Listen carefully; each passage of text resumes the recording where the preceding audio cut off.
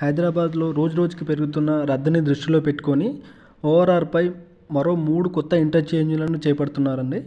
ఇందులో భాగంగానే నార్సింగి వద్ద, మల్లంపేట వద్ద గత ఏడాది ఇంటర్చేంజ్లు నిర్మాణం పూర్తి చేసి అందుబాటులోకి కూడా తీసుకొచ్చారు. అండ్ మరొకటి నిర్మాణం దశలో ఉంది కోకాపేట దగ్గర. ఈ క్రమంలో మరో 3 ఇంటర్చేంజ్లు నిర్మించేందుకు హెచ్ఎండిఏ కూడా ఓకే చెప్పిందండి.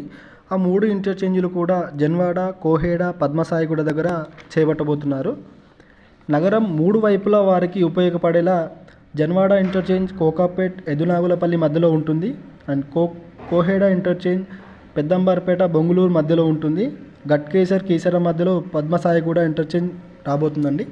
ఓఆర్ఆర్ పైన ఇప్పుడు నిర్మించబోయే ఇంటర్చేంజ్లు భవిష్యత్తులో రానున్న రీజనల్ రింగ్ రోడ్కి గ్రీన్ఫీల్డ్ రోడ్స్తో అనుసంధానం చేసేలా ఓఆర్ఆర్పై కొత్త ఇంటర్చేంజ్లను ఏర్పాటు చేయాలని గవర్నమెంట్ కూడా అనుకుంటుందండి.